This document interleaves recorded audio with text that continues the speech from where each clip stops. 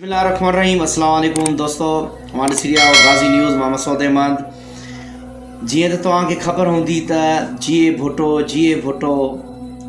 भुट्टो ज़िंदाबाद। जी अगर भुट्टो ज़िंदा हुजे हा त कल्ह इहो ग़रीब अटे जे चक्कर में जेको 8 ॿारनि जो पीउ मरी वियो त छा उहो जेको आहे सो ईअं ई हुनजो खून रायगा थिए हा न थिए हा?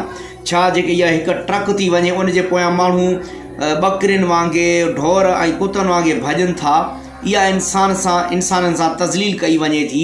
छा भुट्टो ज़िंदा नाहे?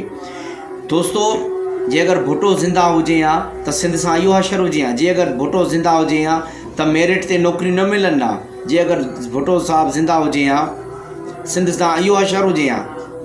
जे अगरि भुट्टो ज़िंदा हुजे हा त सिंध जी तालीम तबाह, कंहिं शइ ते कंट्रोल न, सरेआम इन जूं अयाशियूं बदमाशियूं जेको आहे सो अॼुकल्ह जे हिन पीपल्स पार्टी में जेकी वेठल आहिनि। सो दोस्तो, भुट्टो साहिबु ज़िंदा न आहे।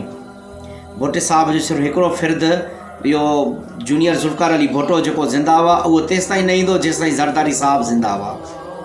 इन करे ख़ुदा पंहिंजूं अखियूं खोलियो ऐं पिनर छॾे ॾियो। हिननि असांखे पिनाए छॾियो आहे, पिनाए। इनकम सपोर्ट जे चक्कर में असांजी भेनरुनि मारियुनि जी इज़तियूं लूटी थियूं वञनि। अटे जे चक्कर में असांजी जेको आहे सो आवाम मरे थी, असांजा सिंधी मारूअड़ा मरनि था। कल्ह 8 ॿारनि जो पीउ जेको आहे सो मरी वियो वीचारो। अटे जी बोरी त हासिलु कई पर उते हुनजो दम परवास थी वियो। हिन जो ज़िमेदार केरु आहे? छा भुट्टे साहिब खे असां ठहिराईंदासीं? न, भुट्टो साहिबु आहे ई न। जॾहिं मोहतरमा हिन दुनिया खां हली वई त 15 सालनि खां सिर्फ़ु ज़रदारी जी हुकूमत आहे, न मुराद अली शाह जी हुकूमत आहे, ऐं हिन जी क़ाइम अली शाह जी हुकूमत ऐं हिन बिलावल ज़रदारीअ जी हुकूमत आहे। को भुट्टे साहिब जी हुकूमत न आहे जो असां जिए भुट्टो कंदा था वठूं। पिनाए छॾियो अथनि, पिनाए। उनखां पोइ बि जेको आहे सो हथ में कटोरो रखी एॾो पिनाए छॾियो त उनखां वधीक अञा छा असां पिनंदासीं सिंधी? जे अगरि असां हाणे बि जेको आहे न संभलंदासीं, पाण खे न सुधारींदासीं त यादि रखो 2023 में इन्हनि खे शिकस्त ॾियो, हिन ज़ालिम हुकुमराननि खे, जंहिं सिंध जो ऐं मारूअड़नि जो अहिड़ो हशर नशर करे छॾियो आहे। छा क़यामत तारी हूंदी हुन जे घर में, हुन ग़रीब जे जेको कल्ह 8 ॿारनि जो पीउ जेको आहे सो मरी वियो। इहे हाल थी विया आहिनि। हिननि हर शइ महांगी कई, गैस बि कयो महांगो, बिजली महांगी कई, तेल महांगा, पेट्रोल महांगा कया।